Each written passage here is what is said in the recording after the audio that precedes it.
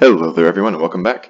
Here we are with our second Innistrad Flashback draft and some good cards to choose from already in our first pack. Let's go ahead and dive right in. From every color virtually, we've got Claustrophobia, Rage Thrower, Abattoir Ghoul, Evil Twin. I'm probably going to be taking the Mare of Avabrook. This is a very powerful werewolf, a lord even. It grows your humans in its human form. If no spells were cast the previous turn, it transforms into a 3/3. Every other wolf and werewolf you control gets +1/+1, and at the beginning of your end step, you get a 2/2 wolf creature token, so really a 3/3. This is a very unbeatable card if it's unanswered. It just generates an endless stream of 3/3s while also pumping up your other werewolves. There's also Evil Twin, which is a very powerful, fun, flavorful card, a clone that destroys the original cloned creature eventually. And however, that would commit us to 2 colors. I'm just going to go ahead and take the mare and be very happy about that.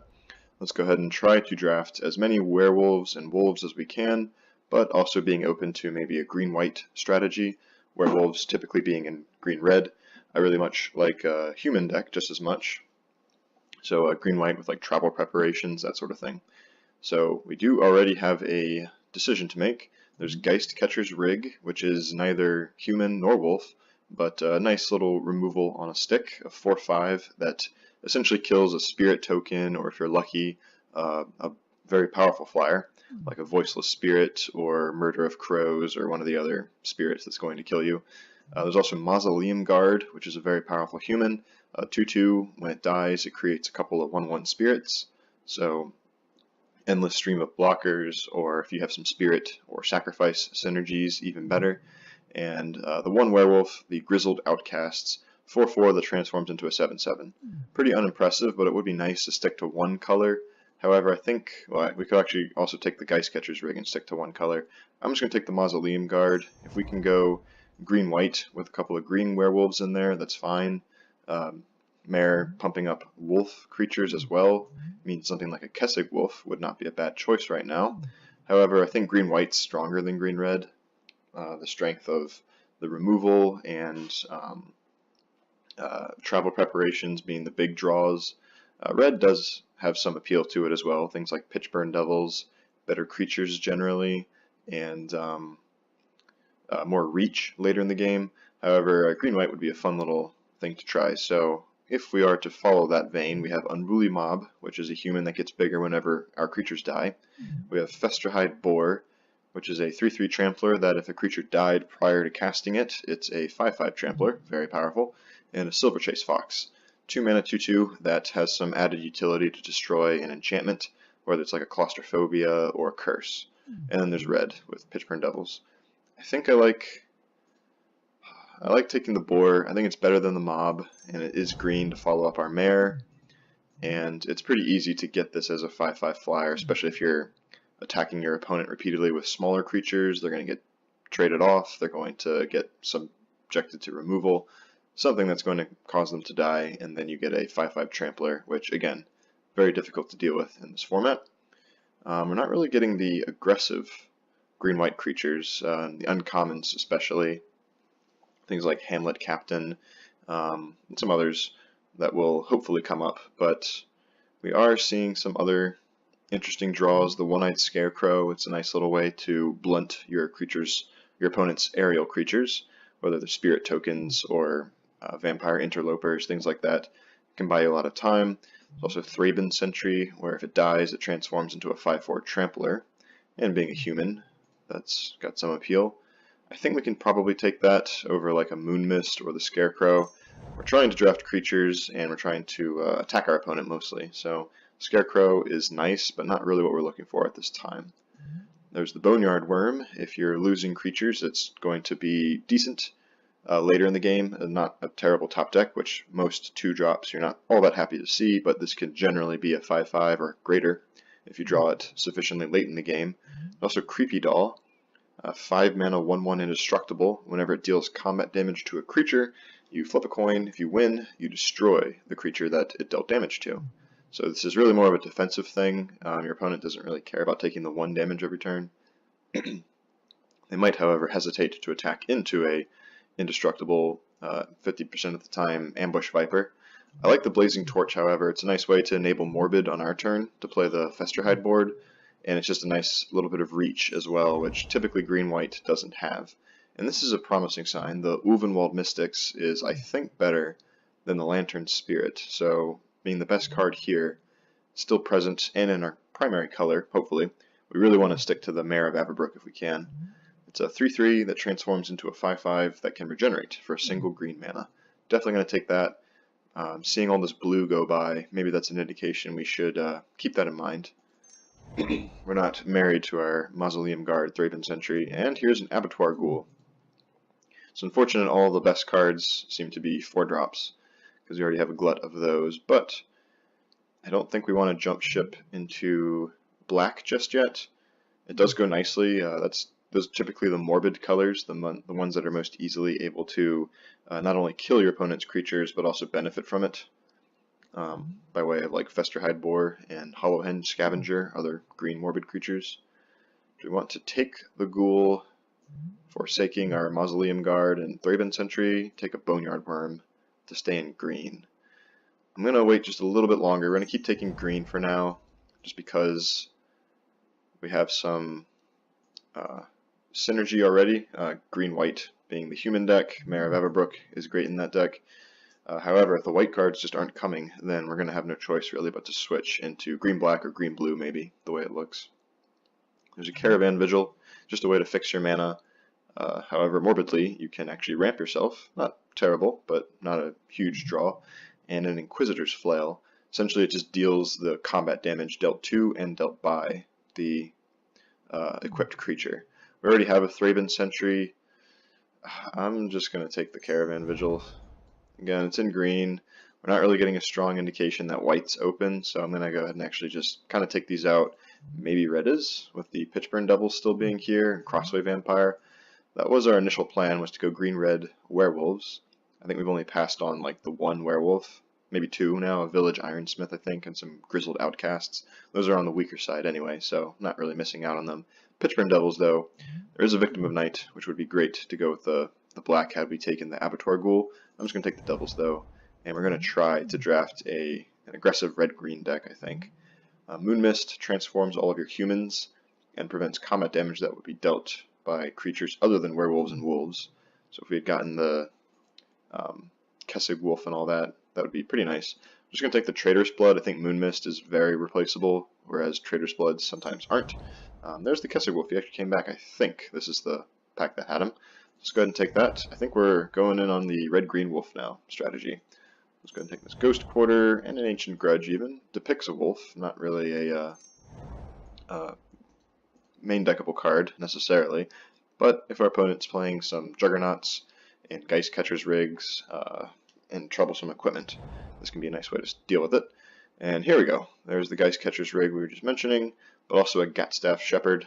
Pretty decent 2-drop, 2/2 that transforms into a 3/3 Intimidator, a 4/4 if we have the transformed Mare of Averbrook out. I think that's going to be the pick here. Not really looking to get much back, maybe a Blood Crazed Neonate, although we're really looking to just play as many aggressive werewolves as we can. We already have the Mare strategy, and if we can get some Moon Mists and whatnot, then I think that's going to work out very nicely.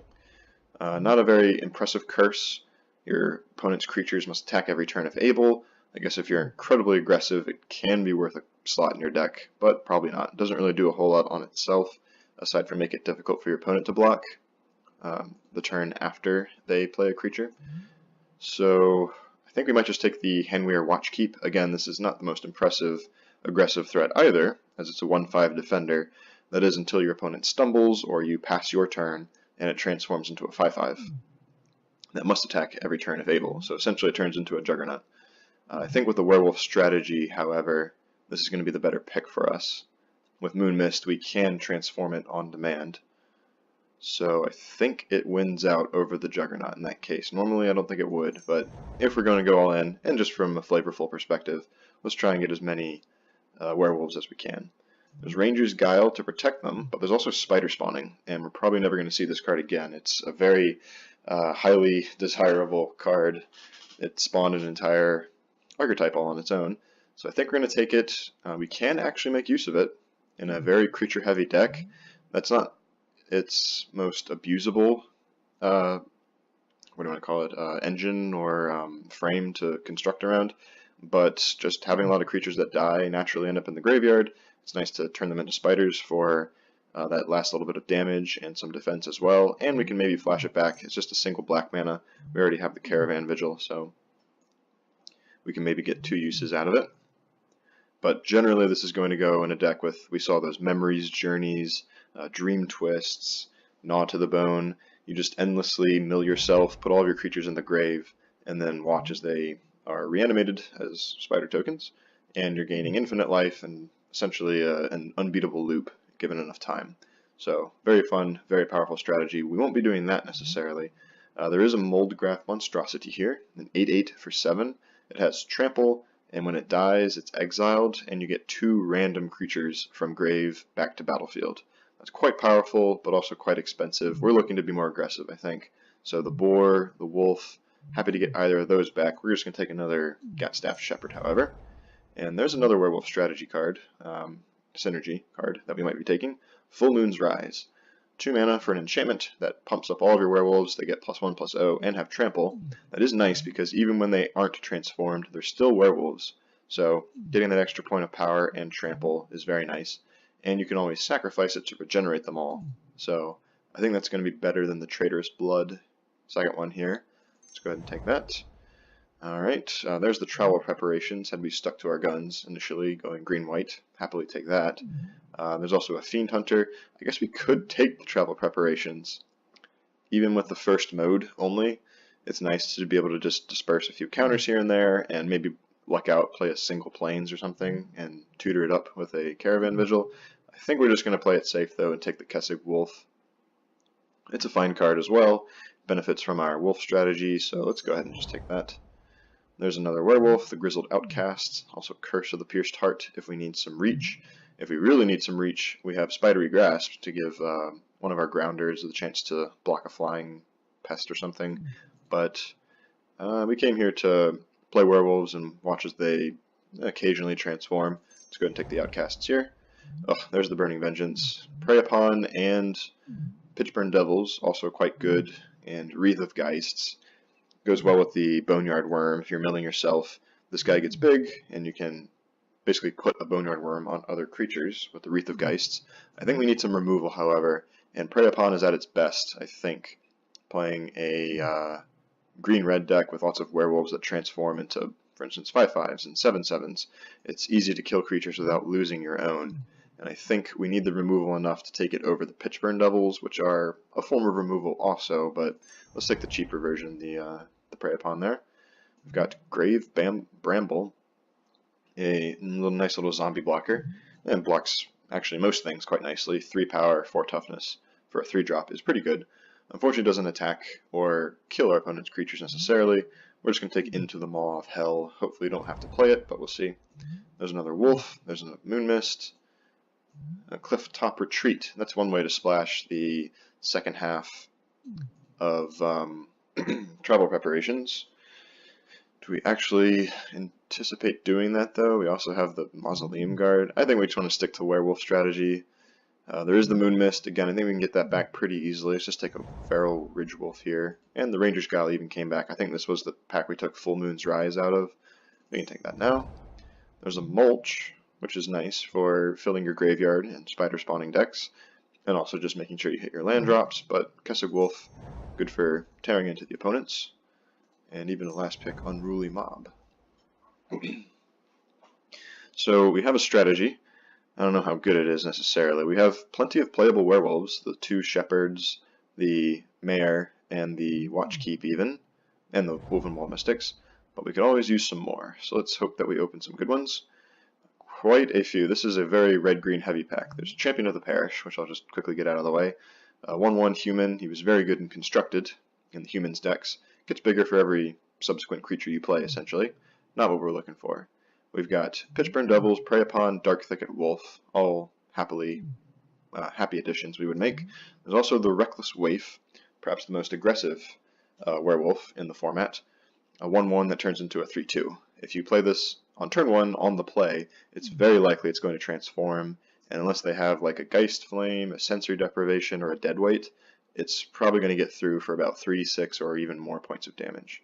So I think we're going to take that over the Rage Thrower. He would be quite nice as a curb topper.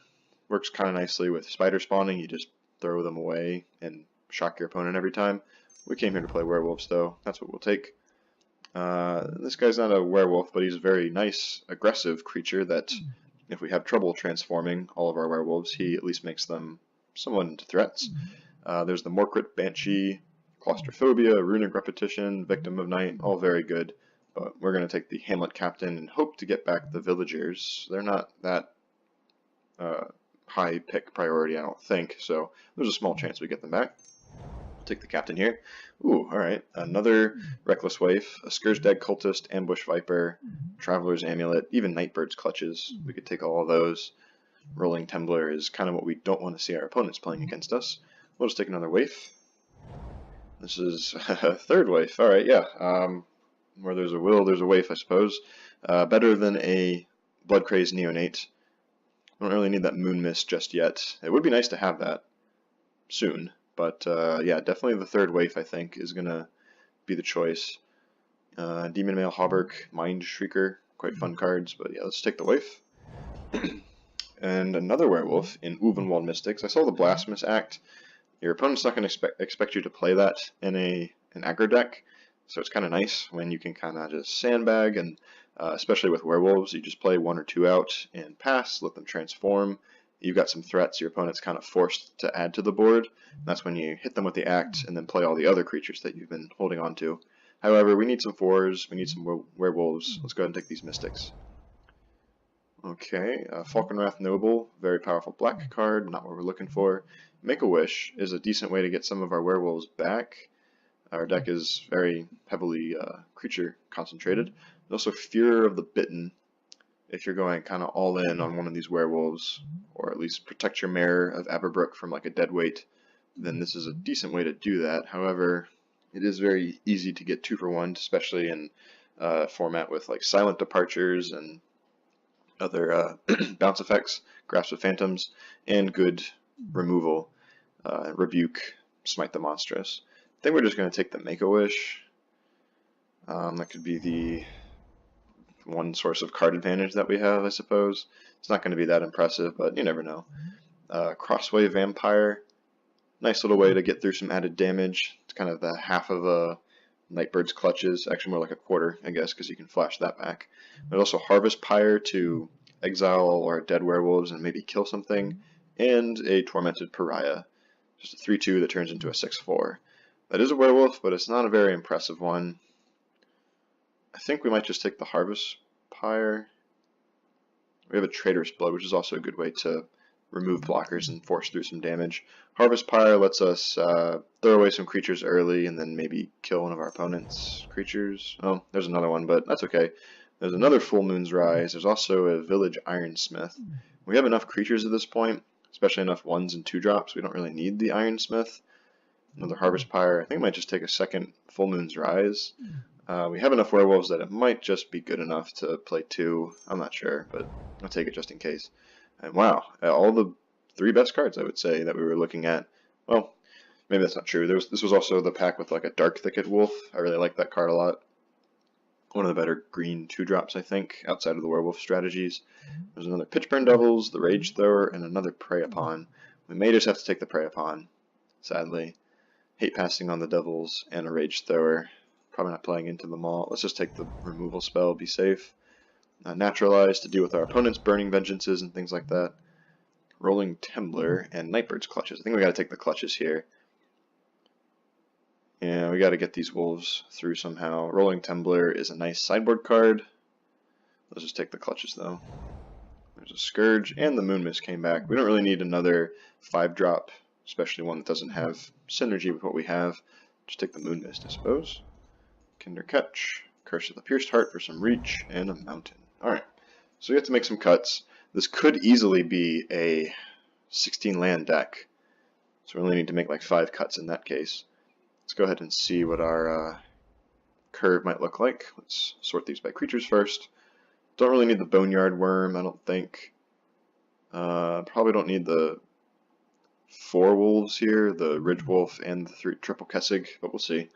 I kind of like all these creatures. The Grizzled Outcasts, if anything, might be the first to cut. I do like spider spawning when we have enough creatures to justify it.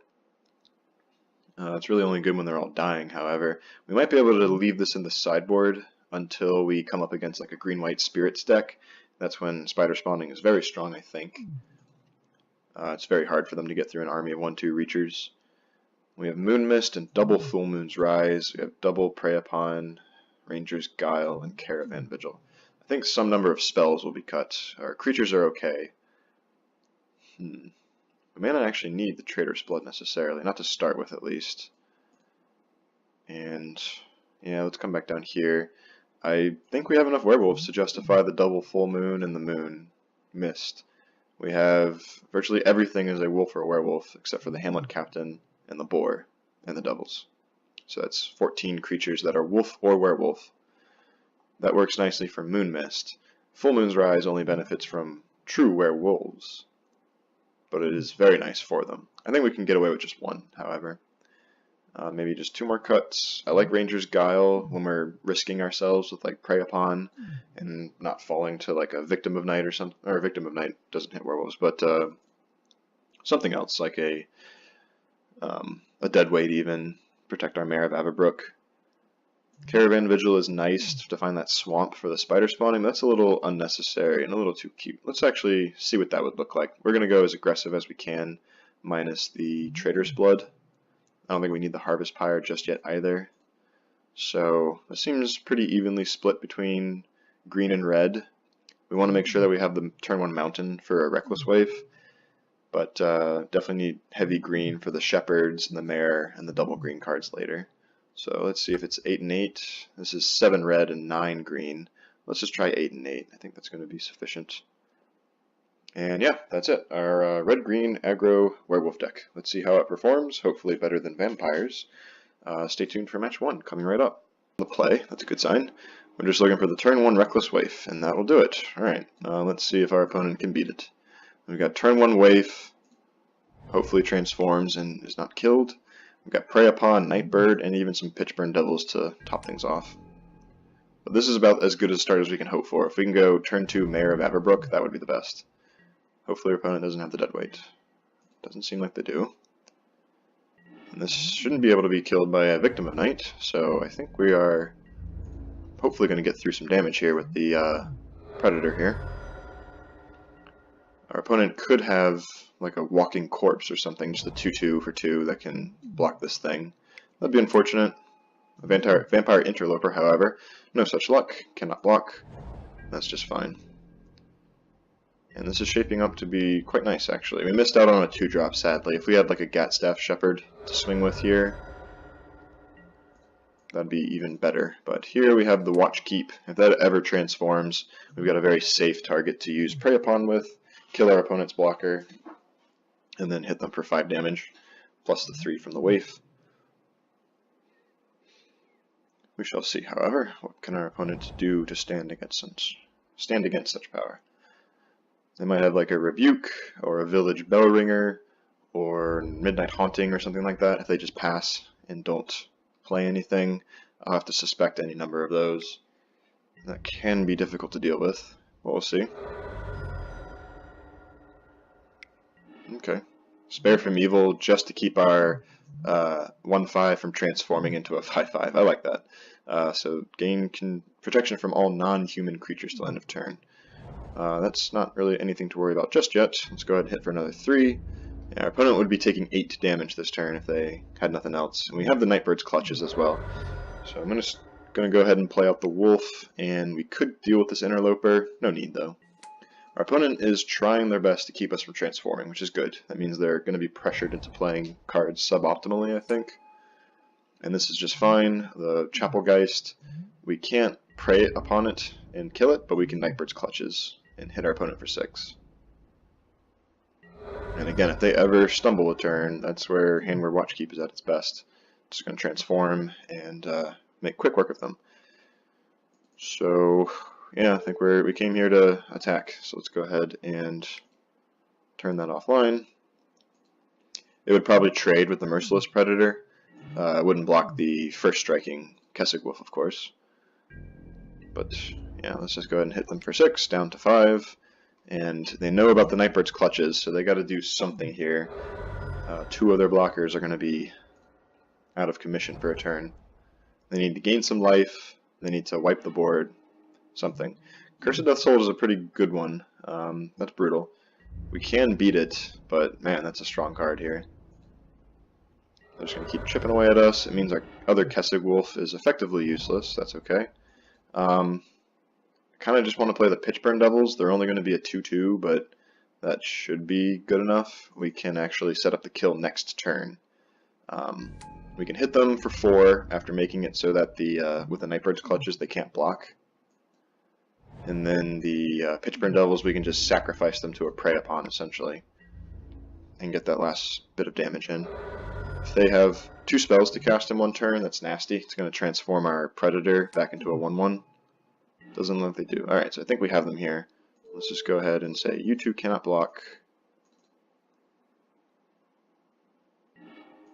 I'm going to go ahead and hit for 4 damage.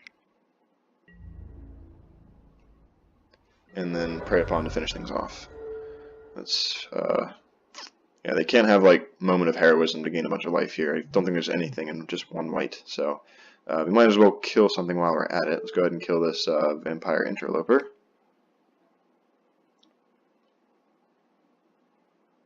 And then pop our opponent for 3. That'll do it. Alright, Curse of Death's Hold is a pretty big beating against our deck. We do have the Naturalize we could bring in against it. Spider Spawning is effectively neutered by that card as well. There's not a whole lot else really to consider bringing in even. Yeah, this is going to get a lot more difficult, especially on the draw. We can't depend on like a Reckless Wave getting in there for those ridiculous like 12 damage or something like that. I think we do have to almost bring in the Naturalize just for that one card. Also, playing black-white, a lot of their removal is enchantment-based, like Deadweight and the Bonds of Faith. I think we can justify bringing in a Naturalize just because of how brutal those cards are against us. So I might just take out like a Kessig Wolf, maybe. We do need something that can punch through a big creature black-white will normally have. We're already playing 16 lands, so I'm kind of reluctant to cut another. Let's just cut one of the wolves and bring in a Naturalize.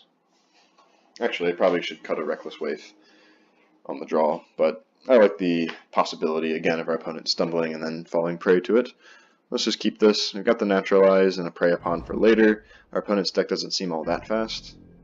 And we have some creatures if we just draw that mountain. This is a very uninspiring hand. Traveler's Amulet. Could naturalize that to poor effect. So we do need that mountain. Our hand comes online once we do. Let's see what our opponent has in store for us. Just a Manor Skeleton. Alright, something to block. Well, joke's on them. We have nothing that can attack. This game is going to be very difficult to win, though. Kind of almost hoping they have the Curse of Death's Hold to justify the Naturalize, of course, but also just to get it out of the way before it kills off our Kessig Wolf and Reckless Wave, things like that. If we draw a mountain next turn, that's fine. We're just going to play the Uvenwald Mystics. Oh my goodness. Bloodline Keeper. Alright, there's... well, we got the mountain. We can kill it technically with a Prey Upon, but... well, actually, no. We have to 2-for-1 ourselves here. We can't beat this card. This is one of the best rares in the set. A flying 4-mana 3/3 almost brings back Nightmares of Olivia Voldaren. But just by tapping it, you get a 2/2 black vampire token, and once you have 5 or more vampires, you can transform it into a 5/5 flyer that gives other vampires +2/+2, and can still pump out more vampire tokens. we must answer this, unfortunately. The only way we can this turn is with a Prey Upon. Losing our own wolf, but that's better than facing down a stream of 2/2s. Doesn't even cost mana to produce them. There's no way we can beat that card. So, hence our decision to remove it.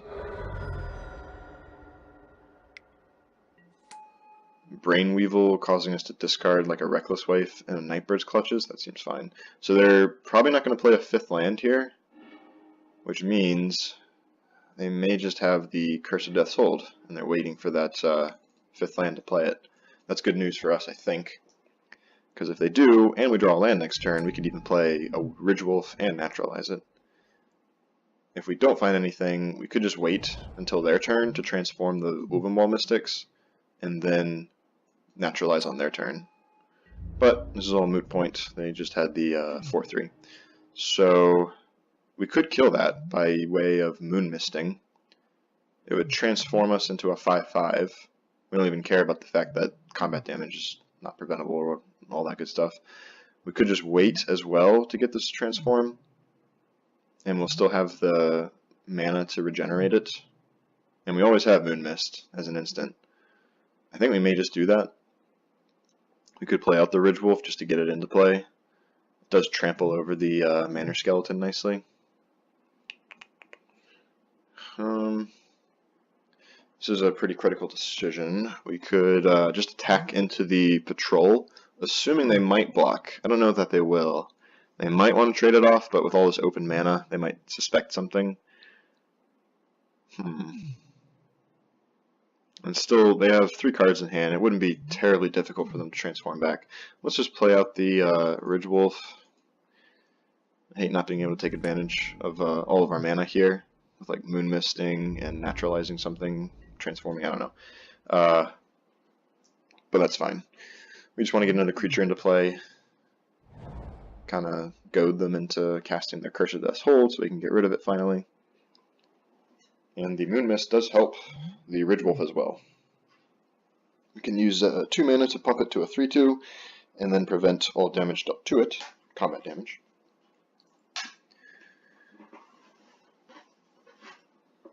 See what our opponent has. They might attack with the Stromkirk Patrol.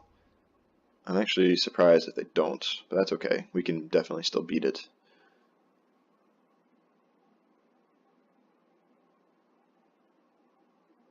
Yeah, I'm surprised if they don't. So here they come. They're going to have a 5/4, but that's okay. Cellar Door.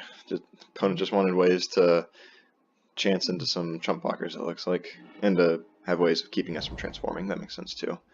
We're just going to attack with both. Might be taking one more hit off of the Stromkirk Patrol, but once we have the Grizzled Outcasts in play, I like our chances here.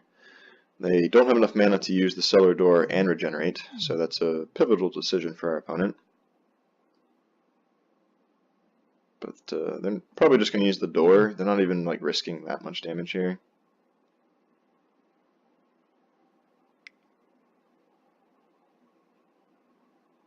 They could save 3 by putting it in front of the Mystics.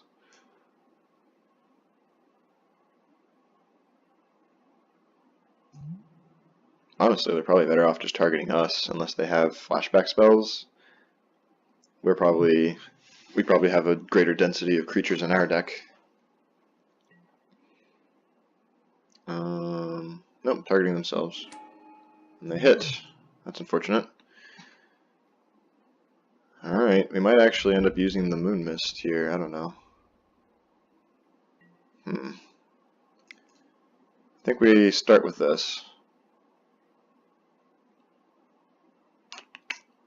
This is actually pretty poor for us. Just gonna go ahead and Moon Mist. It transforms us, we get a little bit of extra damage in. It saves our Ridgewolf. And yeah, not ideal. Hit our opponent for 6.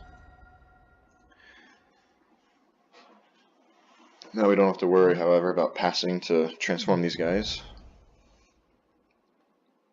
If our opponent has like a Smite the Monstrous or a Rebuke now, we can still easily save them. Opponent is passing. Interloper, alright. I'm very surprised it didn't attack with a patrol there. So this is okay. We could always make it so they can't block and get through 5, 6, 7, 8 damage, assuming they have nothing. I kind of just want to play out the outcasts, however, so no point to attacking with these guys. Not much of a reason to attacking with these guys either. Let's wait one more turn. We're going to play out the outcasts. And now we really want to find that Full Moon's Rise to give our werewolves trample and have a way to protect them as well, if needed.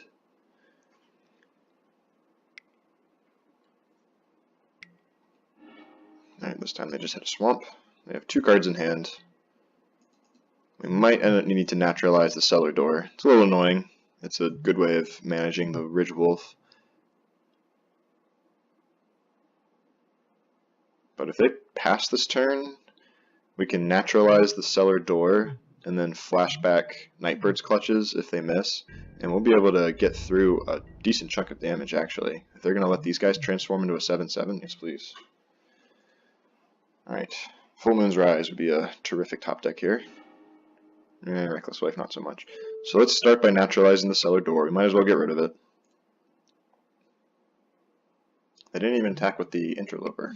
That's curious. Right. Unfortunately they hit. So I can say that this and this can't block this turn, and then they'll have to put the 5/4 in front of the 7/7, otherwise they're taking a lot of damage. I can't attack with the Ridge Wolf either, however. Probably just going to use that to chump block the Strong Kirk Patrol if they ever attack with that again. I really want to attack with both of these. If I cast the Waif or the Clutches, we're going to end up transforming back, which is pretty sad. Let's make it so these can't block us. If they were 1 life less, we could attack with all 3, and that would force them to put the patrol in front of the Krowlin Horde. That'd be pretty nice. But as it is, I think we just have to trade off the Primordials for the patrol. It's really unfortunate that they hit that land. They hit a zombie, got a zombie twice out of that cellar door. Actually, I'm just going to go ahead and attack with all 3. They can eat my Ridge Wolf if they want. They're taking 12 damage then. Oh boy. There's the spare from evil. Okay, so they save their guy, but they're at 6. So now, how do we win? Don't have much in the way of removal, and they've got actually a faster clock than we do. This does trample, but we can only pump it twice. If they don't play anything, we go back to having our 7/7. That's something. We need another Prey Upon. We need a Pitchburn Devils, maybe. Something to that effect. Alright. No attacks, no spells. We've got 1 card in hand. Okay, we really need our trample, is the big thing. So we can't attack here. It's just going to eat a zombie, but that is lethal. They have to put 2 blockers in front of it, so we'll get to eat 2 creatures that way. I'm just going to keep on hitting with the Krowlin Horde as well. Let's get in there.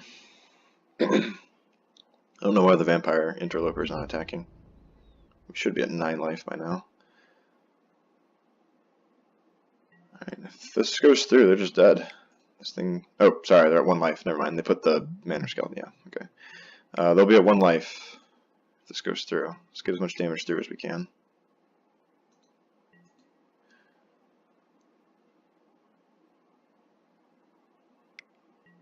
Regenerate. Down to 1. Measly life. Alright, this is where I wish we had like Geist Flame or Curse of the Pierced Heart even would be good. Or Morbid, or Brimstone Volley, of course. That's going to be really hard to get through. We absolutely need Trample now. So, pretty much on Full Moon's Rise. That's the best draw on our deck.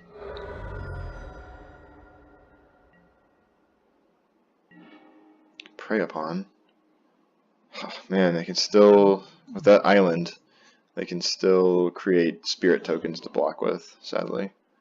Let's just play out the waif. And I don't want to transform back, so I think we gotta wait with the Prey Upon. Ugh. Full Moon's Rise, where are you? That island, pretty crucial here. Maybe actually if we go to game 3 we bring in into the Maw of Hell, being able to destroy Moorland Haunt. Oh, and the last card was Midnight Haunting. Is that lethal? 2/5? No, not yet. Alright, we got like one turn to draw Full Moon's Rise. If we do, I think we win. We can Prey Upon and kill the patrol and then trample over everything. But without it, this is going to be exceedingly difficult. Leaving back all the spirits to block with. Makes sense. They do have lethal next turn. Exile anything. Alright, Full Moon's Rise off the top. Not what we needed. I actually have to, I think, kill one of these guys. One of the flyers. Otherwise they have exactly 6 damage. That's going to transform us all back, however, which is real bad. But still winnable with Full Moon's Rise. Yeah, let's just Prey Upon and eat this guy. Because otherwise they have 4 spirits and a 2-power flyer that's lethal. So we'll kill that guy, pass the turn, and transform back. But that bought us 1 extra draw step, I think. Opponent's at 1 life, come on.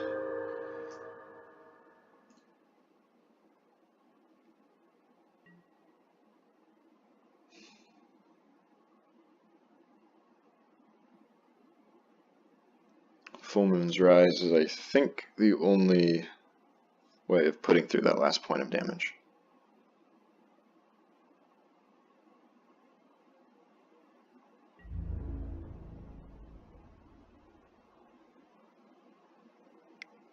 Alright, sending in the spirits. Nothing we can do about that. And an Abattoir Ghoul. Alright. I think actually even this, yeah, alright, that's going to be it. Unfortunate. We need that Full Moon's Rise. But now we are on the play again, which is kind of nice. Spider Spawning might make an appearance here. Another Full Moon's Rise. We didn't see any artifacts aside from that cellar door, which surprisingly I think actually managed to delay us long enough for the opponent to win, and put things in the graveyard to fuel the Moorland Haunt further. There's Curse of the Pierced Heart, or yeah, we didn't get the one that makes them attack every turn. So there's actually quite a few sideboard cards we could bring in here. Harvest Pyre is another way to deal with that Bloodline Keeper. Even a Ghost Quarter for the Moorland Haunt. Yikes. Okay, we're on the play again, which is kind of nice. Ranger's Guile doesn't really save us from a whole lot. They didn't have much direct damage or anything like that, just the Spare from Evil. Then we can take that out. Moon Mist is a nice way to transform everybody and save them for a turn from like some spirit ambushers. The Kessig Wolves were a little disappointing because of all the X1s. Let's bring in the Harvest Pyre. That Full Moon's Rise, I think it's going to be crucial. I like Spider Spawning, but I think it's just not necessary here. Let's see how this does on the play. Hopefully we have a better shot. Okay, alright. If we can't win with this hand, then our opponent will have to draw supremely well. We've got Double Waif and Mayor of Avabrook. Our opponent's even mulliganing to 6. Alright, let's see how this fares. Turn 2 Mare. If that flips, it is, I think, virtually over. That's our Bloodline Keeper equivalent. Okay, that's fine, that's fine. Ooh, we even have the Moon Mist for next turn. So yeah, this is going to be very rough for our opponent. This even pumps our waif up so we can push it through this turn. And if they don't have like a swamp and a deadweight, I don't know how they can beat our Mare here. I'm actually just going to throw away the Doom Traveler. for a spirit token. It's reasonable, maybe, I suppose. Next turn we can play Waif and have the Moon Mist up, attack with all three, transform them into something brutal. Intangible Virtue, that's why. Okay. It's Vigilance now and able to delay us. But I think we're still going to be fine. Let's go ahead. Yeah, this is going to be real nice. We're going to get the end of turn wolf token here. They need to have like a Divine Justice or whatever it is. Choose a creature, kill all others. Let's go ahead and attack. I have no tricks, I promise. They're going to block the Mare and hopefully weep when they see this. Oh. This will transform us back, sadly, but we get the wolf token at the end, and now they have to play creatures or spells, otherwise it is virtually over. But we have an army of 2/2s at the very least.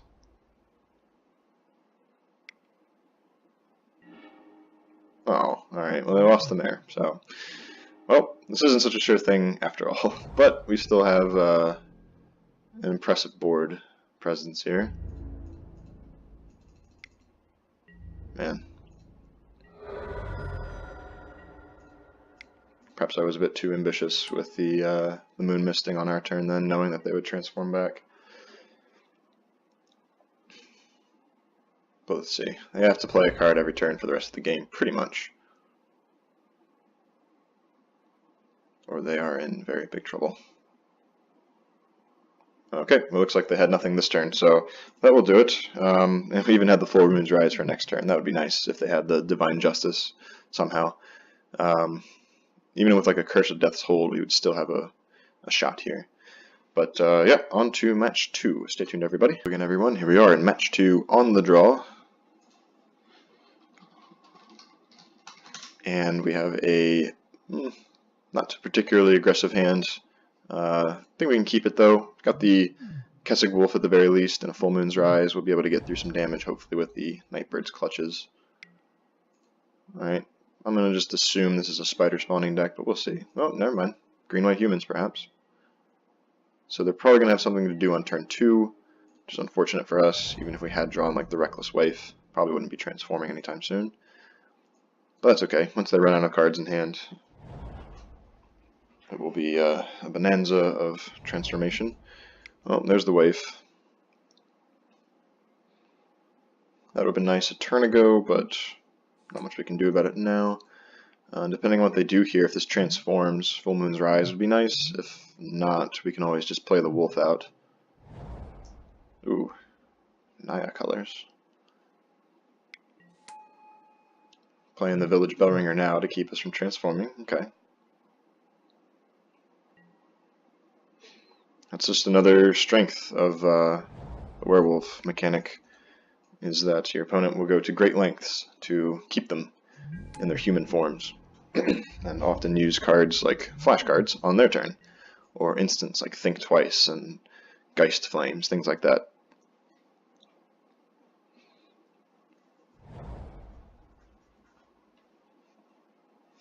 One more turn, we can play the Full Moon's Rise. Oh man, Bonds of Faith. Alright, so if we had some way of getting rid of that guy, that'd be good, but they just want the perma blocker, it seems.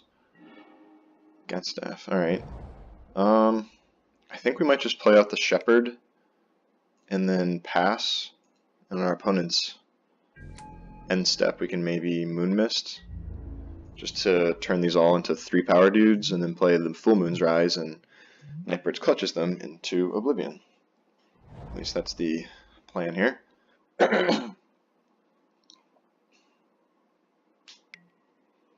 Prey Upon. This only prevents combat damage, sadly.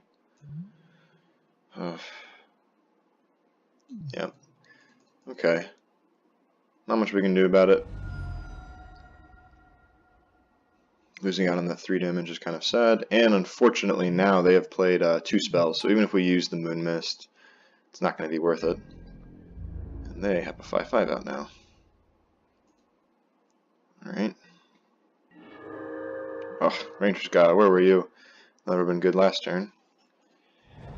I think here we're just going to play out the Rise and pass.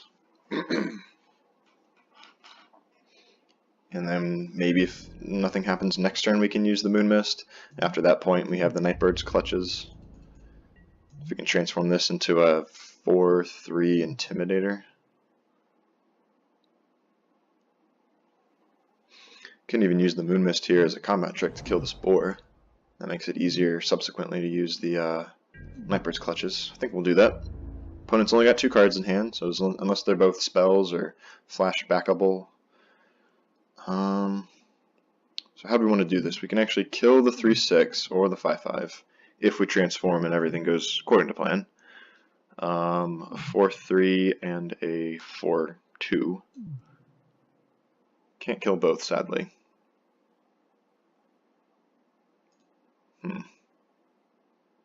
Let's just go ahead and use the Moon Mist now. Maybe they use something in response? No, nothing that would be dissuaded by that. Okay, so let's just go ahead and kill the 5/5, I think. Yeah. Let's kill our Shepherd. And we'll go ahead and Moon Mist through. Preventing all combat damage, so we're not taking anything this turn anyway. We're killing the 5/5, and unless they have 2 spells to play, we'll get to transform here. I really don't hope they don't have removal, because if I use the Ranger's Guile, if it's like a Bonds of Faith or something, then I'll have to transform back anyway. Although it wouldn't be so bad if it is a Bonds of Faith, because it will pump up our humans. +2/+2. I could always use the Full Moon's Rise if it's something that involves damage or destroying directly. Caravan Vigil, that's 1 spell. Hopefully I don't have a second one. If not, I think we're going to be just fine here. We'll be able to get through so much damage with the Nightbird's Clutches. No spells. Awesome. Alright. Ooh, even a Blazing Torch. I don't even have to worry about it just yet. I can play it. I don't have to worry about using the Nightbird's Clutches, I mean. So let's go ahead and get 8 damage in there. It's too bad we didn't have a Kessig Wolf. Be able to get more in. Let's just play the Blazing Torch and pass. And now hopefully they're just top decking. Even if they draw creature after creature, we'll be able to kill them, I think, with the Nightbird's Clutches. I could have equipped, I suppose, one of these guys, but no big deal. We know that unless they do have a flashback spell like Geist Flame or something, they have no chance of flipping us back. So that's nice.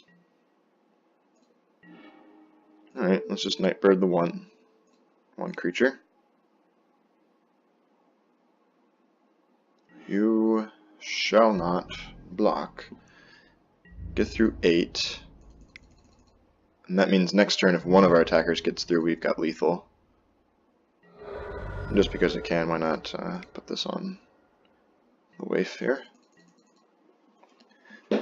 Alright, I think we've got this one. We've got decent protection from any removal with Ranger's Guile. They need to have something that creates multiple blockers, such as a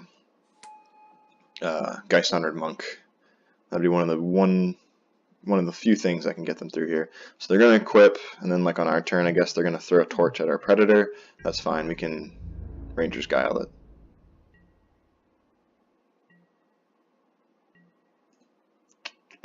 Yeah, nothing to do here. Okay, just going to go straight to combat. They're going to block. Oh, they can't even block this guy because he's intimidating, so we don't have to show them the Ranger's Guile. He can deal 2 to it, however. He's tapping now before he blocked the Merciless Predator. Okay. 2 damage. Nuts. So yeah, I think we were good anyway. Don't even have to show him the Ranger's Guile. Not that that's a huge secret or anything. I guess it would have been pretty big if he had gone for the Prey Upon. We had that. So we're playing against Naya. We didn't see very much of the deck. Just a couple of creatures. The Boar, Prey Upon, the Torch. Similar to our deck, actually. And then some white. So some humans probably coming out. Ancient Grudge to blow up the Torch. Seems kind of lackluster. Traitor's Blood could be good here, however. It's a pity we don't have anything to sacrifice. Like a Scourgestag Cultist, that would be pretty great. I like Full Moon's Rise for getting through that extra damage and being able to regenerate all of our creatures when all their damage is going to be damage based. However, on the draw, again, these Reckless Waves are really risky. They're so poor if they don't transform. Very bad to draw later in the game. We can probably cut maybe one of them. And one more.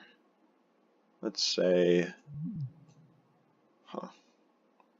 Let's actually get crazy. Let's go down to 15 lands. We're on the draw, and our deck is able to operate with just one or two. Yikes. Alright, well, I'm going to keep this against my better judgment. If we find a forest, we're good. If nothing else, we have the wave. We can always pass and transform it pretty easily. Got one turn to draw. Virtually any land would be okay. Gets us one step closer to Kessig Wolves, but forest is what we're really looking for. Ugh, Ironsmith. That's a good way to halt my Reckless Waving. There's the forest. Alright, just as we drew it up. Do we want to play the Shepherd because it intimidates, or the Hamlet Captain because it's a good blocker? Let's just play the Shepherd for now. This is still quite risky. If we can just roll off 3 more lands in a row, including forest among them, we've got a decent curve here. Opponent has all 3 of their colors. Didn't really see a whole lot of what the red was for. I guess just some middling creatures maybe. We really want to transform our Gatstaff Shepherd, start getting through some damage. I don't think they have much many green creatures except for the boar.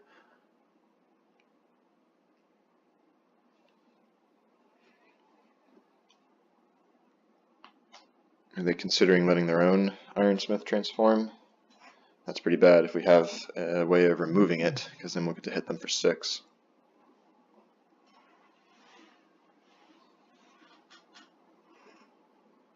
They have a spell. Bonds of Faith, alright. That's another nice thing about werewolves. A lot of the removal being... Oh, Prey Upon. That's brutal. Okay. Alright, and then they can hit us for 3.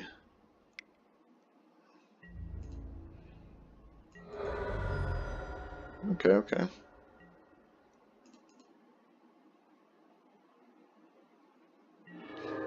Full Moon's Rise.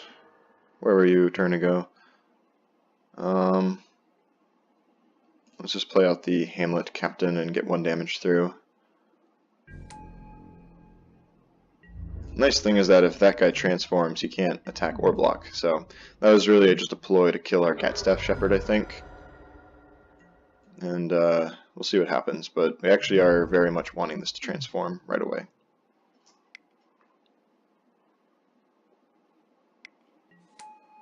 Orchard Spirit.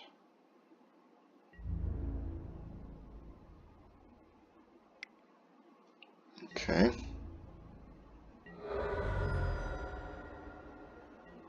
So we could attack into that, try and get rid of it. I think we actually kind of want to.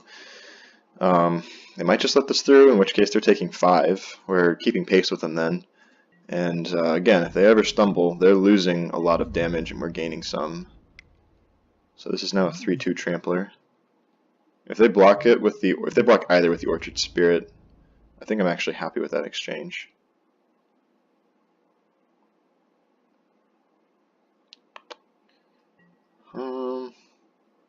Could sacrifice this just to kill it. We're still 2 power because of the Hamlet Captain, thankfully. Yeah, okay, I'll trade that actually.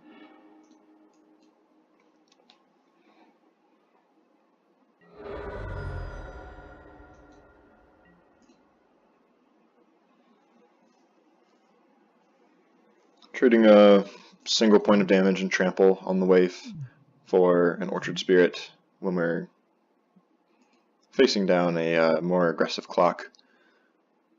I think that's okay. And if our opponent is flooding out here, hopefully, and has very few spells to cast, then that's very good for us. as we have plenty of time to draw into ours, I think, once this transforms. It can't really do a whole lot. I could play out the Full Moon's Rise if they do nothing, but kind of tempted just to pass and let that transform so it stops hitting us.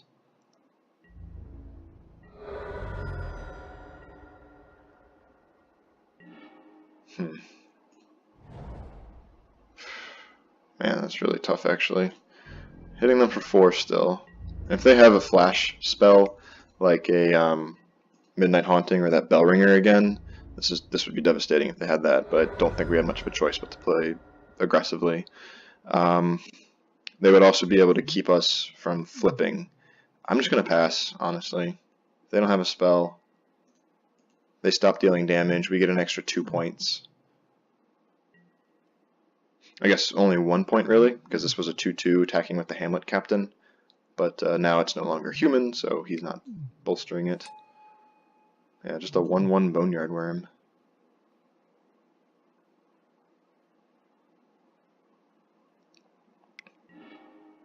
Yep, and there they want to transform back. That's more than fine.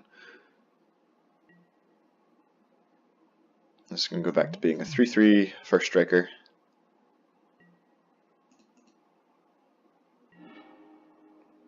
We have everything we want to play now. Let's just pass one more time. After that, I can start playing out stuff at my own leisure. I'm only going to be playing 1 spell a turn. So our opponent just traded a Spare from Evil, kind of like making it into a Fog almost, and I guess a Silence, so we couldn't cast anything. Just a Dark Thicket Wolf. And our opponent's top decking now, so we get to control the pace of the werewolves, I think, when they flip and when they don't. Okay, so the Reckless Waif plus Full Moon's Rise, this will transform back into a 3/3, this into a 1/1, then I'll have essentially 3 2/2s as they block in unison with the Hamlet Captain. I think we're going to be better off just playing a Ridge Wolf.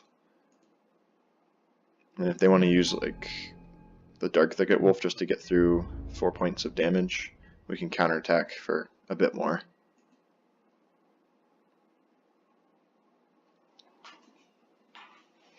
Actually, I probably could have played the Full Moon's Rise as well. That would make the Merciless Predator into a 4/4. This is okay. Alright, now we can do it. Oof, I could actually just play out the Ulvenwall Mystics too. Those transforming is nice. Let's do that, and then next turn we've got Full Moon's Rise.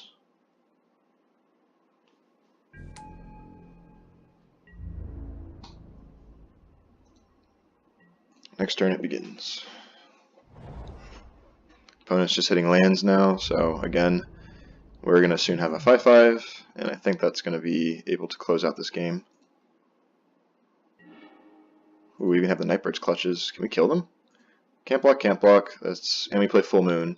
That's 6, 9, 11. That's lethal, actually.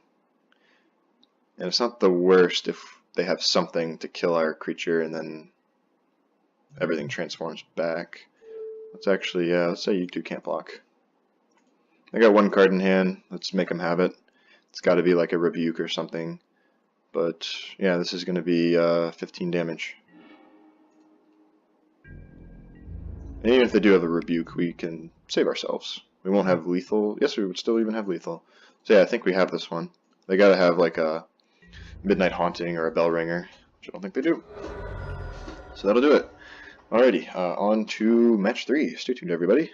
Hello again, everyone. Here we are in match 3 on the play. Always a good sign with our aggressive werewolf deck. However, not so good is a pretty poor hand. I like Pitchburn Devils with Prey Upon, but I feel like we're always squandering being on the play if we don't have like turn 1 Waif or turn 2 Gatstaff Shepherd and Mayor of Averbrook. I'm going to go ahead and keep it. We have the Torch. In any land, we have a Feral Ridge Wolf, which can carry the Torch. Bunch more lands, hopefully a forest among them, and we have Pitchburn Devils with Prey Upon, which is a nice way to get a 2-for-1, 2-for-2 rather, but you can kind of come out ahead. Yikes. Alright, now against blue too, this would have been a very nice aggressive draw if we had it. Okay, got the Ridge Wolf at least. Uh-oh, this could be Burning Vengeance, which is very, very strong against werewolves. It's so easy to transform them back when all of your spells basically can be cast twice. Alright, Scarecrow. That's no good. We can trade with it by pumping the Ridge Wolf. That seems pretty poor. I'm gonna wait 2 turns maybe if we find a land. We got the Pitchburn Devils. Yeah, need 1 more toughness. This is almost definitely a Burning Vengeance deck. We'll be bringing in Naturalize most likely. Ooh, Mare of Averbrook is decent. Unless they have a Geist Flame or any number of other things that will kill us here. I'm just gonna wait. This guy pumps up werewolves and wolves. Forbidden Alchemy, that's acceptable. They're digging for that Geist Flame probably. Which is okay. I can transform the Mare into a 3/3. This won't protect him from that kind of damage, but it'd be okay. Yeah, Fortress Crab and Silent Departure. This is almost definitely Burning Vengeance.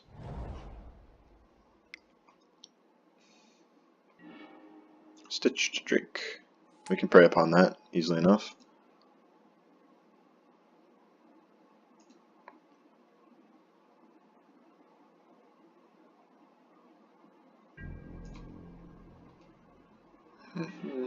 Okay, so if we attack, we have the Moon Mist and we have a pump on the Ridge Wolf.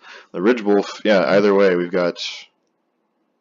Never mind, we only have 3 power here from the Mare transforming.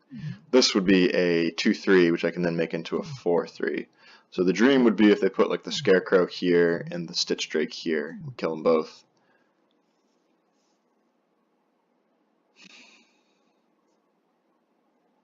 Doesn't seem that great though. I can always move the torch. 1 mana short then, never mind. Yeah, should have moved the torch over to the Mare last turn. That way the zombie couldn't block him. Huh.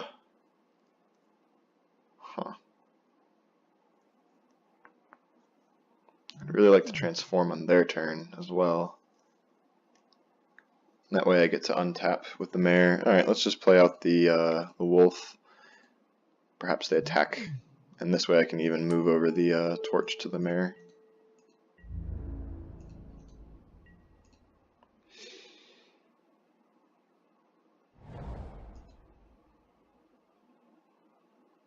They've got Silent Departure, so they can just flash back. They're going to play Charmbreaker Devils and get back the Departure. So I pretty much need to kill this, actually. This could be okay with the Moon Mist. We'll get to prevent all damage, so let's just kind of leave it to our opponent to figure it out.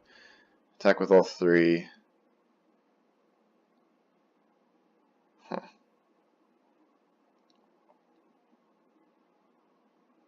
Can actually leave back the Mare. It's a little less suspect then. And these will both be 4 power, so let's leave it to them. This actually is fairly disguised as well, because like we can give this guy first strike and still throw the torch. So yeah, let's Moon Mist up. Transforming. This will kill that if we first strike it. This will not kill that, sadly. I want to use this Prey Upon effectively. Kind of want to grow that. Then I lose. Oh, the damage is prevented. What am I talking? I don't need a first strike. Okay, so let's pump this up. Kill both creatures, and then we can Prey Upon and kill this guy before he gets back Silent Departure. Do we want to throw away the thing that can pump with mana, or the thing that can get first strike? I think we want to get rid of the pump thing. So let's. Yeah, I can't get this guy out of reach. And again, it's combat damage being prevented, not all damage. So I'll just do that. Okay, and we get a wolf token at the end, which is nice. Do transform back. Your opponent can always like Silent Departure back the wolf token, sadly, but not much we can do about it. Until they get the Burning Vengeance down. It's not quite as scary.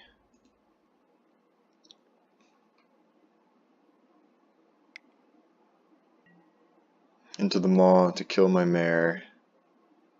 And hand. Oh, actually, that's pretty brutal. Yeah, no reason to torch them just yet. Alright, we drew the mountain back. So I could get through more damage. I could also play the pitch burn doubles. Could pump twice for an extra. Let's just get as much damage through as we can while we can. And put the torch on the Ridge Wolf, so they're more incentivized to have to depart that and not our wolf token, which would actually kill it. We can always surprise them for 3 damage by playing the pitch burn and then using Prey Upon to sack it, essentially. And this way also the Ridge Wolf is ready to go. Can't be blocked by zombies. Okay.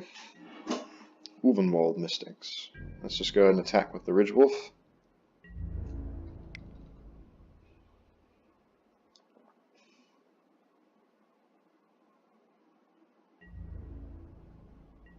No block. Let's just, yeah, let's keep getting the damage through.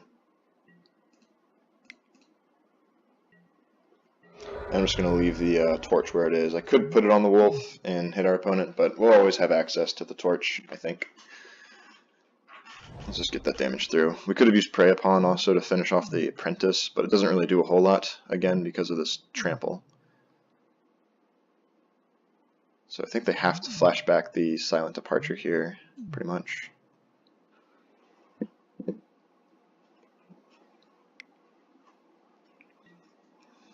Killing or bouncing our wolf. Okay, that's okay. Hit us for 3. Yep. Okay, that could have been worse. Probably just going to play out our werewolf and our ridge wolf here.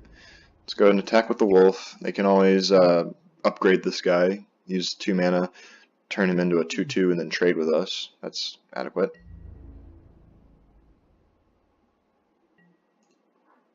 They don't have to trade yet. They can fog us for a turn. Sure, why not? We'll just play Shepherd and Ridgewolf. We have 5 damage ready to go at any time with the Pitch Burn, Prey Upon, and Blazing Torch. They just Dream Twisted. Okay, they're looking for that Burning Vengeance. If they find it, we're in big trouble. They just used Think Twice. They still have a Dream Twist.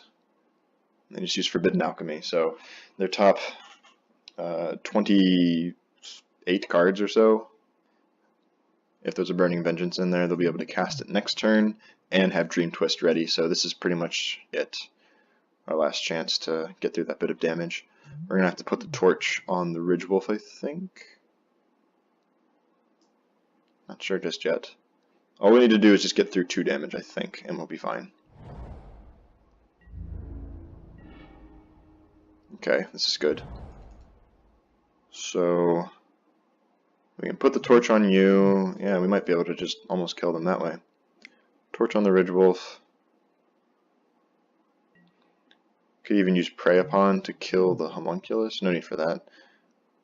We'll get to eat my Gatstaff Shepherd, but we'll get through 2 damage there and a bunch more there. Let's try this.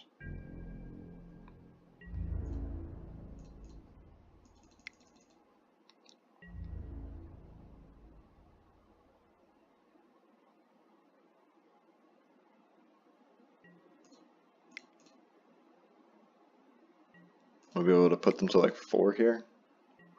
They're taking 3, 4, 5. Oh, put them to 2 actually. So yeah, they'll just die to the torch next turn, hopefully. Yeah, go ahead and equip that. And all we gotta do is just untap without summoning sickness and they're dead.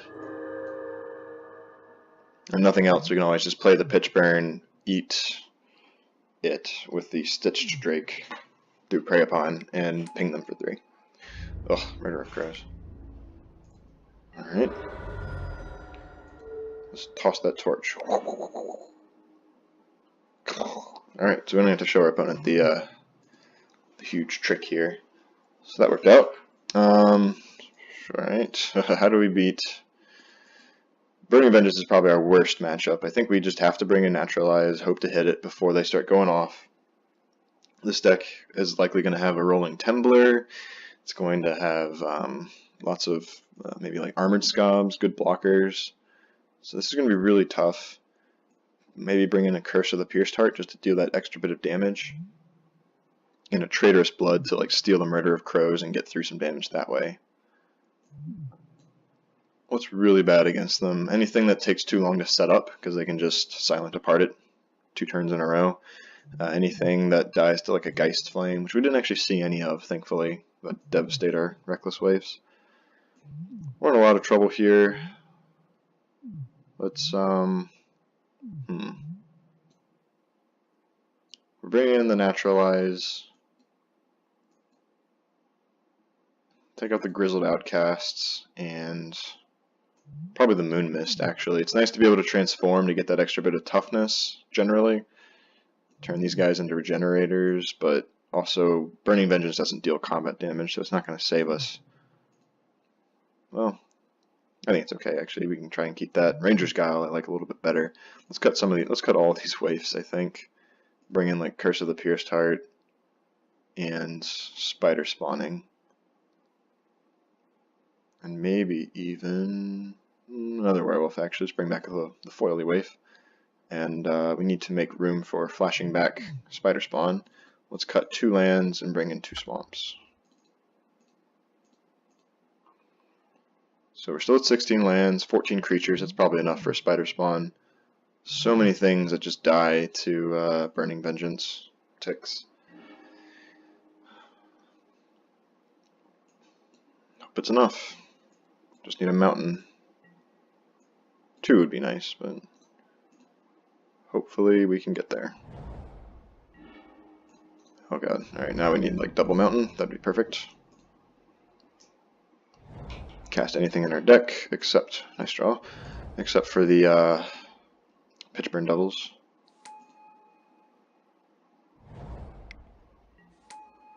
There's the Scob. And there's the double mountain. Not bad. Alright, let's just play out the 1/5 that's super resilient to Burning Vengeance even, and we can always just pass Transform out of its reach. They milled a Stitch Drake, a Crow, and their own Watch Keep. That's good. No flashbackable spells. All creatures that would be good against us. There's the Burning Vengeance. Alright. I really want to get these guys down. I'm just going to go ahead and throw them out there, even though I really want to transform this Shepherd as well before they go like Dream Twist, Dream Twist. That'd be a free kill here. And transforming is not the biggest gain because they can very, very easily cast 2 spells in 1 turn. Ooh, alright, Harvest Pyre, that's okay. Yeah, we got another one. We need them to stumble for like 1 turn so we can transform everybody. If they don't have like Think Twice's, alright, Alchemy's probably the best one aside from Dream Twist. Dream Twist is so good in that for 3 mana you get to put like 6 cards in the grave, guaranteed one of which is going to flash back the Dream Twist itself. So here they found a Think Twice and something else they got to actually keep in hand. They're going to flashback Think Twice, kill our Shepherd with Burning Vengeance. Keeps us from transforming as well.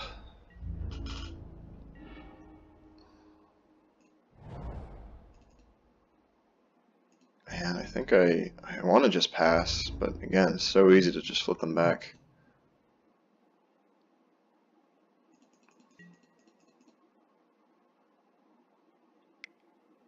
Or to even just end of turn cast something.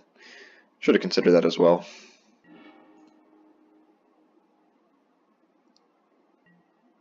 Fortunately, Burning Vengeance is not the easiest to kill what we have. That 3 toughness is usually pretty solid. Alright, we gotta kill that guy somehow. Which means we pretty much have to attack this turn. They're just gonna put the Armored Scob in front of it, sadly. And they're gonna get back. Oh, they even found a Silent Departure. Alright. I don't think there's any way to beat the Charmbreaker Devils. We can't get that damage through, sadly.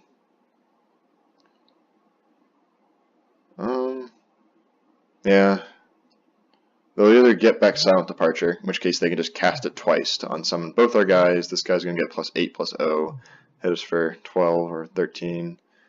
Or they get back a Forbidden Alchemy. They can't flashback Silent Departure and that in the same turn, though. So one way or another, we'll get a 5/5 out of the deal. I think we just have to pass here. It's either that or play out double Kessig Wolf, which is conveniently stopped by an Armor Scob. We're just going to pass here. Transform, as long as they can't cast 2 spells in one turn. If they're tapping out for like a Silent Departure, that'd be nice.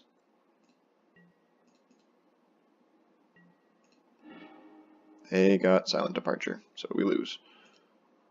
I'm pretty sure all they have to do is just unsummon both. Burning Vengeance hits us for 2, this guy hits us for 12. We're dead before we can even replay both of these. Oh, they're just going to Claustrophobia, that's fine. That's actually preferable. I can kill the Turn-Breaker now.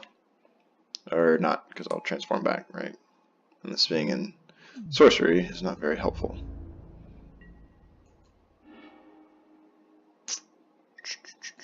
Yeah.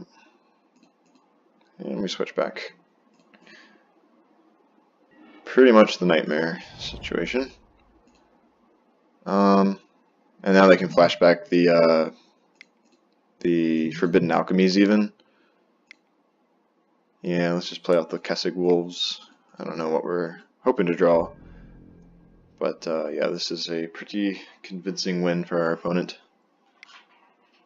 Geist Flame, okay, that's sufficient now. That's gonna pick off our wolves and unsummon us. There's no coming back from that. Okay. Full Moon's Rise. Let's try and just blitz our opponent, I think. We're not winning this in the long game. Traitorous Blood. Outcasts. What do we not want here? We don't need the swamps anymore. We can bring back probably a basic of each kind. Mountain and Forest. I do like the Ranger's Guile for upsetting like a Silent Departure or something. Naturalize, if we draw it, it's fine for dealing with Burning Vengeance, but again, we're just trying to kill our opponent as fast as we can. Curse of the Pierced Heart's a little slow. So is the Ridge Wolf. And so is the Boar, honestly. We really only want to cast that as a 5/5. We need something to die for that to happen. Let's just try and waif Hamlet Captain and Mayor of Averbrook them to death. Alright. This is, it's got potential.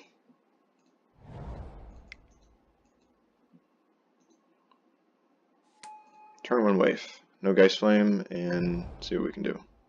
No Silent Departure 2, please. Okay. Well, next turn, we'll get to cast the waif. And hold up a Ranger's Guile, even. Yes. They didn't have the Geist Flame for the waif. Let's just play the wolf. Let's use our mana more effectively, and it's like a guaranteed 3 damage. Okay, okay. Alright. Get that damage through. No Burning Vengeance, that's a good sign. Play out the Mare. Oh, if they have a Tembler here, it's quite a few things they get to kill then. Actually, they get to kill everything, if they have it. They might have used it. The earlier game? No, actually. Last game they didn't really have a chance to use it either. We always had more than 3 toughness. If they have a rolling Tembler, how do we even come back from that? We came here to blitz them. Let's see what we got. If they don't have Tembler, I believe we win quite easily. Crab? Okay, we can beat a crab. I think. Attack and transform. Protect my mare with my Ranger's Guile and you lose. Yeah, let's get through 2 damage. Could actually finish this off with the Prey Upon, but that's not necessary. Much better off transforming, I think. Even though it is easy for our opponent to switch back, of course. Switch, switch. Now we survive a Rolling Tumbler, if they have it. If they just try and silent apart the Howl Pack, that's got to be game over, I think. Yeah, I'm not even gonna like really think about this. That's a game. We did it.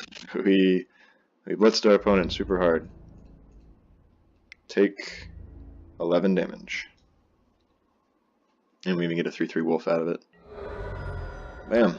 Alright, so yeah, uber fast start. Drawing that Mare of Averbrook definitely helped.